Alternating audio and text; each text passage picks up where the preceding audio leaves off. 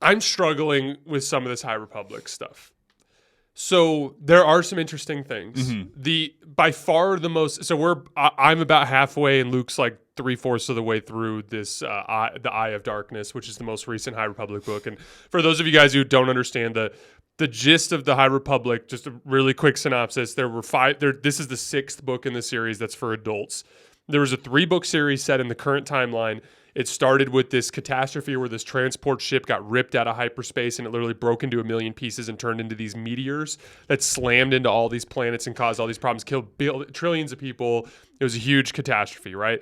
And it was like the big welcoming into the universe of this entity called the NIHIL, which literally is a bunch of raiders that just imagine Mad Max it is literally Mad Max it's a cheap ripoff of Mad Max because it's like they listen to rock music, they wear a bunch of weird janky like armor and stuff. All their vehicles are pieced together. Yes, actually, no, we do need to talk about Fallout too. That's another thing. Yes, dude, I'm so stoked about Fallout. I know. So amped. So anyway, they basically they rip off Mad Max. There's this one interesting character kind of at the top of it. You do have a bad take on this. Yeah, so the Eye of the Nile is this guy named Marchion Ro, and he was kind of interesting for a little while, and but he's become kind of grating on me too. And Mark Thompson uses a weird voice for him too, so like that kind of undercuts it a little bit. It's kind of like this whiny little bitch voice. He sounds puny. Yeah, he does.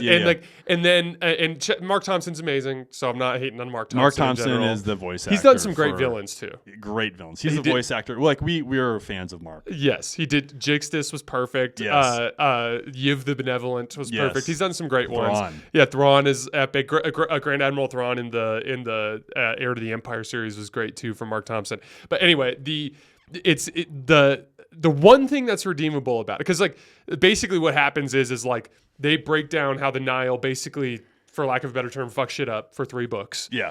Culminating with the destruction of the Starlight Beacon, which is like a space station on the Outer Rim that was supposed to promote the growth of the Republic.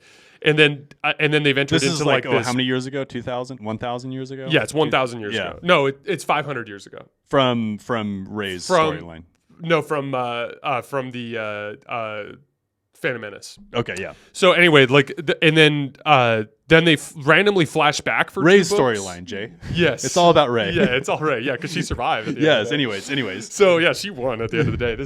So anyway, the other 2 books where they go back, they focus on like a little bit of like backstory to Marchion Ro and kind of how he came into power. And then there's this revealing of this creature that they call the Nameless or the Force Eaters or whatever. Mm-hmm. The Force Eaters are interesting. I will say that. And they're cool. They're these like big. Just imagine like these big like spindly wolves that literally like suck the Force out of Jedi and turn them into lifeless dead husks. Yes. And they're super interesting. That part has been interesting. They just revealed that character in the new book that I'm reading, that is the Jedi who served on Dalna in that old book where they flashed back. Mm-hmm. And then he turned to the dark side.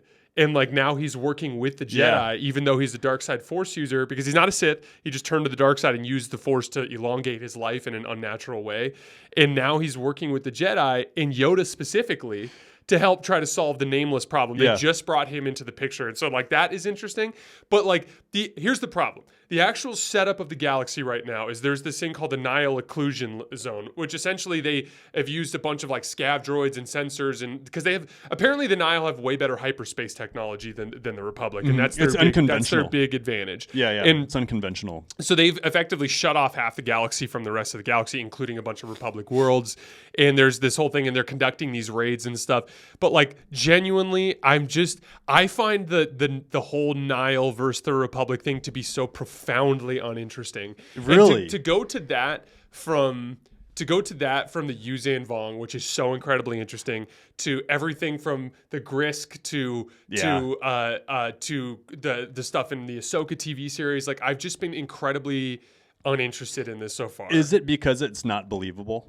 No. Like, is that what's bothering you? Because like the Grisk are a sight to behold, right? Like they're an incredible species, absolute powerhouse, right?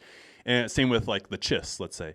Like, are the Nihil just way too ragtag where you're just like, this doesn't seem believable, where they could literally shut down half of space and the Republic can't touch them? The tech part, I just kind of embrace as part of like the way Star Wars works. That's not a problem to me. To me, it's like fundamentally impossible for something like this to happen as a group of raiders. So like, we're not going to talk about Fallout today because we'll save that when we do Napoleon the next time because I'm trying to get him to go watch the Napoleon movie. But like, Luke just can't go to the movies. Like, he's just incapable of doing it. I don't know. So I'm working on tables. I'm building tables and being a dad. So the specific part that that bothers me is like in Fallout when you encounter raiders, which look remarkably similar to the Nihil. They wear like weird masks and all this other kind of stuff. They're all like individual raiding parties that work by themselves. And the main reason why is like when you're a drug addicted, crazy like criminal, basically, you don't work well with others. No. And so you might have 4 or 5 people in your group that you work with, but the idea of like essentially an intergalactic connection of raiders is so beyond not possible. It's like it's completely ridiculous. So I totally understand that argument, and actually overall, I think I'd agree with you. Like I can tell you I'm enjoying the book way more than you are though. I think at some point I think I've just leaned into the fact that like somehow they've developed this tech that is untouchable by the Republic that they don't know how to beat yet. But I agree with you. Like what's kind of interesting is again scale. Like they've kind of jacked up scale again. And modern day Star Wars, and this is pre Dave Filoni being in charge when this book came out, like has continually ruined scale of Star Wars. Like you've talked about this when the Death Star is being destroyed, it's not just some ungodly amount of ships that went and destroyed the Death Star. Like we're talking about Luke Skywalker's X-Wing destroying the Death Star. It was a few dozen fighters in the first one, and then the second one was a Republic fleet that had like I think 3 capital ships and like a bunch of lower level frigates and like 4 or 5 starfighter squadrons. And that was it. And what's interesting is like in the previous books for the High Republic, like the scale wasn't that bad. Like it really wasn't. Like the Nihil were a band of raiders and they were messing stuff up. And then they did take out a single Starlight beacon, which was a spaceship on its own in the middle of space. Like it makes sense that they could do that. Like now all of a sudden they control like a quarter of space in the entire Republic. We can't even build a wall on the southern border, like because it's engineered. It's like unfeasible because of the terrain. And they've built one across the entire galaxy. And it's not just like a barrier that's a mile tall. We're talking about this giant bubble that is just as tall as it is wide. Galaxies, from what I understand from physics, they are usually 100 times wider than they are tall. So it would be it would effectively serve as like a wall, but even so, it would be preposterously tall from the standpoint of distance relative. And then, in order to occupy that space, we're talking about worlds and worlds and worlds and worlds and worlds that are under Nihil reign now. So, like, I totally agree with you. Like the scale of it makes absolutely no sense. It's a really cool concept, and that's kind of where I lie. It's like I'm really enjoying the concept. I really do like Marchion Ro as a character. I really do like the Nihil as characters. I think they're super interesting. There's a couple bits that we'll get into that I'm not going to bring up now about the Nihil and like the specific personnel that make up the Nihil. I think it's interesting, but it would have been so much cooler if they would have taken over a star system or a single planet where they're like laying siege to a planet and ruining ability for people to get in and out of the planet. Like, dude, the entire trade federation would have a hard time shutting down planets, let alone a quarter of space.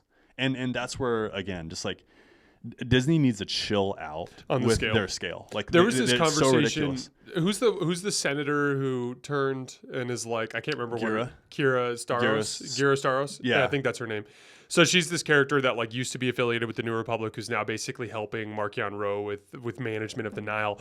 And there is this scene about a third of the way through the book where she has a conversation with Marchion Ro, and essentially she's like talking about like real practical government problems because they've now siphoned off or like sectioned off half the galaxy and they have to now essentially govern that, and she's like asking Marchion, like, what do you want? Like, what is your goal here? And Marchion, it becomes abundantly clear in the conversation that his only goal is to like raise hell. Yeah. Because he hates the Jedi. Right. And like there's no real like motivation. There's no like, and that's what sucks is like what makes a good villain. Like I'll give you an example to use Zen Vong. Mm-hmm. They're a militaristic society. So literally just imagine like Sparta, but aliens. Okay. Yeah. So like when you really think about that from a cultural standpoint, like at one point I told you about this, but like where that one Yu Zen Vong character that's like hiding in the outer rim who's scouting for the first of his people to sneak into the galaxy. Yeah. And he's like kind of helping them do that. Like he like heard one of his coworkers talking shit about him. And he's like, in my society, we would have a death match over the disrespect or something like that. Like they literally fight to the death over it. Like, so you can kind of understand their warrior society. They actually like need a place to settle because they effectively have like used up and wasted their last galaxy. And like, and it, like everything they do makes perfect sense to you. They like view a person who disagrees with their religion as heretic, and that must effectively be like either converted or killed. Like converted or killed. And you like understand like their whole like vision, and so they become this like really interesting character. Like we talked about the Reapers in Mass Effect as these characters that like saw organic life as inherently flawed and like all this kind of stuff.